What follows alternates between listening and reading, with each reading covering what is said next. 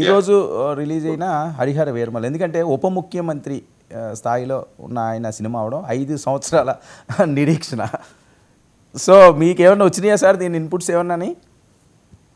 ఏం లేదండి, నేను పెద్ద సినిమాల మీద ఎక్కువగా చూడను గానీ, సినిమాలైతే దీని యొక్క వారు కూడా చాలా చోట్ల ఐ థింక్ విశాఖపట్నం, అవును. తర్వాత హైదరాబాదు, తర్వాత విజయవాడ, ఐ థింక్ అమరావతిలో కూడా వారు ఈ సినిమా సందర్భంగా వాడు ప్రోమో దీంట్లో కూడా వారు పాల్గొన్నారని విన్నాను నేను. హ్మ్.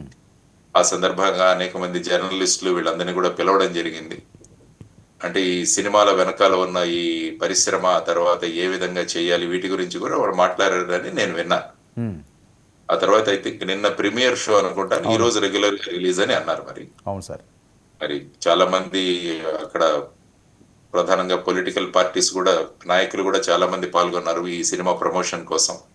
ఆ తర్వాత అనేక సంవత్సరాల తర్వాత వచ్చినందుకు వారి యొక్క అభిమానులు కూడా చాలా మంది ఈ సినిమా చూడాలన్న దీంట్లో ఉన్నారన్నది కూడా నేను విన్న సందర్భం. హ్మ్. రైట్. సినిమాలు అన్నవి అందులో ముఖ్యంగా మన చరిత్రలో జరిగిన కొన్ని ఘట్టాలను గురించి వివరించారని నేను విన్నా. అవును. కోహినూర్ వజ్రం మీద సార్ దీని ప్రధాన కథ అంతా. కోహినూర్ వజ్రం అది తీసుకెళ్లడం, దాని గురించి దాని చుట్టూ అల్లిన కథ అని నేను విన్నాను. హ్మ్. సో ఈ మధ్య కాలంలో చరిత్రకు సంబంధించిన సినిమాలు చాలా వస్తాయి. అవును. ఫర్ ఎగ్జాంపుల్ 'చావా' అన్న ఒక సినిమా చూస్తే, అప్పుడు ఛత్రపతి శివాజీ మహారాజ్ వాళ్ళ అబ్బాయి సంభాజీ గురించి, అతను ఔరంగజేబు దగ్గర ఏ విధంగా కష్టాలు పడ్డాడు అన్నదాన్ని చూపించారు. అది చాలా పెద్ద హిట్ అయింది. తర్వాత చరిత్ర గురించి కూడా ప్రజలలో ఒక ఆసక్తిని కలిగజేసింది. అవును. ఎందుకంటే సాధారణంగా మనం పాఠ్యాంశాల్లో చదువుకుంటాం చరిత్ర. కానీ ఇటువంటి సినిమాలు రావడం వల్ల తర్వాత 'కేసరి 2' అన్న ఒక పిక్చర్ కూడా ఉంది. అది కూడా నేను చూశాను. హ్మ్. అక్షయ్ కుమార్ ఆధ్వర్యంలో. అప్పుడు జలియన్ వాలాబాగ్ లో జరిగిన సంఘటనల మీద జనరల్ డయ్యర్ విరుద్ధంగా ఇతను పిల్లయ్య అన్న అడ్వకేట్, నాయర్ అనుకుంటా, ఆయన వాదిస్తాడు. ఆ కేసు గురించి కూడా చాలా చక్కగా చూపించడం జరిగింది. హ్మ్. కాబట్టి ఈ బయోపిక్ల మీద ఈ మధ్య ఎక్కువగా సినిమాలు వస్తున్నాయి. కాబట్టి వాటిలో ప్రజలకు నిజమైన విషయాల గురించి కొద్దిగా పిక్చరైజేషన్ ఉంటుంది, డ్రమటైజేషన్ ఉంటుంది. హ్మ్. అయినా కూడా కొంత బేసిక్ ఇష్యూస్ అన్నవి ప్రజలకు తెలియజేసే, అందువల్ల ఈ మధ్య బయోపిక్స్ అన్న వాటికి సాధారణంగా ప్రజలలో కూడా మంచి ఇది లభిస్తుంది, వాళ్ళ ఆదరణ లభిస్తుంది. మరి చూడాలి. ఆల్ ది బెస్ట్ వారికి. సినిమా చక్కగా ఆడాలని, తర్వాత వారి భవిష్యత్తు ఇలా ఉండాలని చెప్పి అనుకుందాం ఖచ్చితంగా. సార్ పవన్ కళ్యాణ్ గారు మీరు చాలా రకాలుగా చూశారు. ఒక రాజకీయ పరంగా ఉన్నాయండి, లేకపోతే జనరల్గా ఆయనతో దగ్గర నుంచి మీరు ట్రావెల్ చేసినైనా ఆయన మూవీస్ కూడా చాలా పోస్టర్లు చూసుంటారు. దానికి వీరమల్లులో అది ఆ పోస్టర్ ఎలా అనిపిస్తున్నారు సార్ ఆయన్ని? ఒక కొత్త గెటప్తో మీరు అన్నట్టుగా బయోపిక్లతో ఆయన యాక్ట్ చేయడం అంటే సాధారణంగా ఏంటంటే ఒక సినిమా ఇంకొక సినిమా వేరుగా ఉంటుంది. ఆయన ఫస్ట్ టైం సార్ ఈ రకంగా ఇలాంటి మూవీస్ చేయడం. ప్రేక్షకులకు వారు ఏం కోరుకుంటున్నారు అన్నది కూడా జనరల్ గా ఈ రైటర్స్ వీళ్ళందరూ కూడా వాళ్ళు చర్చ చేస్తుంటారు. ఎటువంటి సినిమాలు అయితే ఇప్పుడు ప్రజలకు ముందుకు వెళ్తాయి అన్నది కూడా వాళ్ళు ఆ విధమైన సినిమాలు తీసే. తర్వాత ఏంటంటే ఇప్పుడు టెక్నాలజీ కూడా చాలా వచ్చింది. సినిమాలలో టెక్నాలజీ అన్నది, గ్రాఫిక్స్ కానీ టెక్నాలజీ అన్నది చాలా విపరీతమైన అడ్వాన్స్మెంట్ జరిగింది. కాబట్టి ఈ టెక్నాలజీ అవన్నీ కూడా చేసుకొని అది ఏ విధంగా ముందుకు తీసుకెళ్లాలన్న దాంట్లో యాక్చువల్ గా మీరు సినిమాలు, ఫోటోగ్రఫీ ఇవన్నీ కూడా చాలా పెద్ద స్టేజ్ లో ఇంప్రూవ్మెంట్స్ అవునండి, వచ్చాయి ఈ ఇప్పుడంతా మధ్య. విఎఫ్ఎక్స్ యుగం నడుస్తుంది. విఎఫ్ఎక్స్ యుగం జరుగుతుంది. తర్వాత ముఖ్యంగా తెలుగు సినిమాలు అన్నవి మన హాలీవుడ్ స్థాయి, ఇంటర్నేషనల్ స్థాయికి కూడా వెళ్ళాయి. ఫర్ ఎగ్జాంపుల్ మీరు RRR కావచ్చు, లేకుంటే అవును. బాహుబలి కావచ్చు, బాహుబలి. ఇలాంటి సినిమాలు కూడా ఆ లెవెల్లో ఈ మధ్య డిస్కషన్. తర్వాత ఈ మధ్య పాన్ ఇండియా లెవెల్లో రిలీజ్ చేయడం, అందుకనే రకరకాల యాక్టర్లను కూడా తీసుకొని సినిమాలు నిర్మిస్తున్నారు. అంటే హిందీ వాళ్ళు, తర్వాత తమిళ్ వాళ్ళు, వీళ్ళందరినీ తీసుకొని, ఎందుకంటే ఆయా రాష్ట్రాలలో వీళ్ళ ఫేసెస్ ఉంటాయి కాబట్టి అది కూడా అక్కడ ఒక పాన్ ఇండియా లెవెల్లో. తర్వాత ముఖ్యంగా ఏంటంటే ఈ మధ్యలో ఇంతకు ముందు మనం 100 రోజులు, 150 రోజులు, సంవత్సరాలు నడిచే సినిమాలు కూడా ఉండేవి. అవును. అని ఇప్పుడు ఏమైపోయిందంటే మొదటి 2 వారాల మీదే మొత్తం కలెక్షన్స్ ఆధారపడి ఉన్నాయన్నది సర్వసాధారణంగా అనుకుంటున్న విషయాలు. ఈ మధ్యలో 100 రోజులు ఆడిన సినిమాలు ఇలాంటివి వెంటనే ఓటీటీ ప్లాట్ఫామ్స్ మీదకి వచ్చేస్తున్నాయి అవి.